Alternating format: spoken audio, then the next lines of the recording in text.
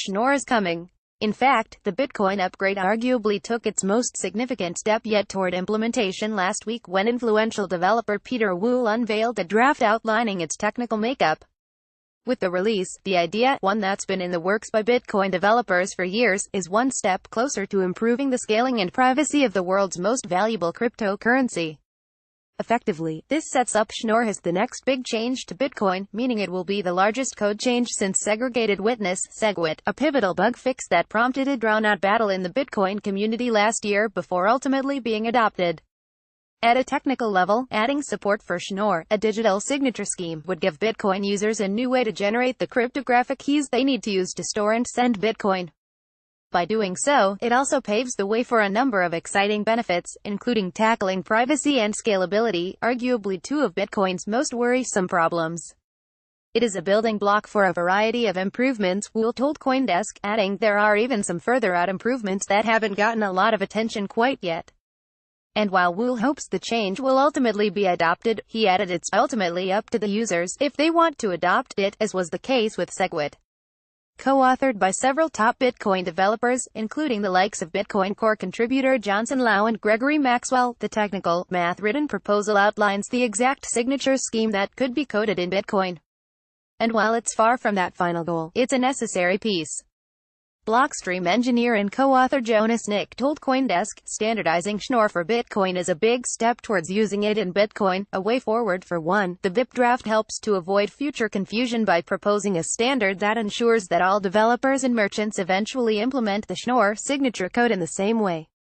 Though the full description can be read in the highly technical BIP, the main idea is it describes the math necessary to produce Schnorr signatures, offering an alternative to elliptic curve digital signature algorithm (ECDSA), the sole algorithm used to produce keys and verify transactions in Bitcoin today. Schnorr will have one thing in common with the signature scheme it seeks to crowd out, though. If plan is accepted, it will use the same mathematical curve that ECDSA uses to produce the keys, called SECP256K1. It's a lot of tricky math, so it's no surprise the release sparked technical discussion on the Bitcoin developer mailing list.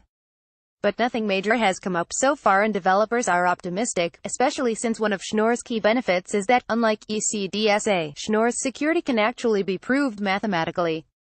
While Schnorr offers a number of improvements on its own, developers are also excited that it will also pave the way for a range of changes that can be built on top of it, such new privacy techniques.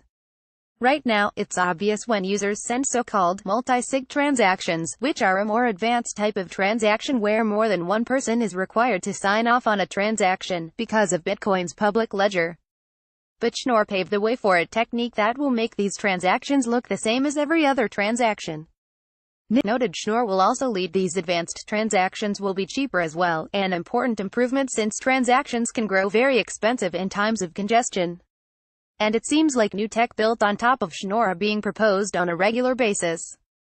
Due to the wealth of new discoveries lately, I believe these technologies should be developed in a step-by-step basis, and my focus for a first step is just Schnorr and Taproot, Wu said, referring to the Bitcoin improvement, Taproot, proposed earlier this year by another influential Bitcoin developer Greg Maxwell to further improve Bitcoin's privacy. Less detractors. That said, there's still a ways to go. Schnorr's a massive project with many moving pieces. While this BIP proposes a standard for developers to chime in on, Nick noted there's also a code implementation that's been in the works for ages, putting much of what's in the BIP draft into practice. Plus, once developers fight it out until they decide there are no longer any outstanding problems, developers need to come up with a way to actually add it to Bitcoin, among other things. The specifics for how to deploy it in Bitcoin are still being actively discussed, Nick said. Having been through a few so-called consensus changes in his years as a Bitcoin developer, Wu gave a particularly long list of things to do. Like any consensus change, it will be a long process involving fully fleshing out a draft for integration, publishing it, gathering comments from the technical community and ecosystem, writing implementations of both consensus rules and integration in wallet software, proposing a deployment plan, and if all goes well, get it activated, he said. In the email where he introduced the BIP, he added that if the BIP is accepted by the broader Bitcoin community, we'll work on more production-ready reference implementations and tests, not to mention, there's another potential stumbling block on everyone's minds. Schnorr is a particularly big upgrade. Although changes are being made to Bitcoin every day, with code contributions coming from a diverse group of contributors stationed around the world, Schnorr is a rarer type of change, since it affects the most important rules in Bitcoin. SegWit was the last code consensus change made to Bitcoin, sparking a debate so big, those who disagreed with the change split off and created their own cryptocurrency with SegWit removed. The most enthusiastic SegWit supporters even made hats to express their support for the code change. Blockchain consultant Francis Pouliot joked that similar advocacy hats should be made in advance of Schnorr, in case a similar vicious debate breaks out. He's not the only developer mulling this possibility. It looks for now there are less detractors than there was for SegWit, developer Ricardo Casada said, though adding he's not taking any chances. You cannot say how things will go, and as always, it is better to be patient. Welding laser image via Shutterstock. The leader in blockchain news, CoinDesk is a media outlet that strives for the highest journalistic standards and abides by a strict set of editorial policies. CoinDesk is an independent operating subsidiary of Digital Currency Group, which invests in cryptocurrencies and blockchain startups.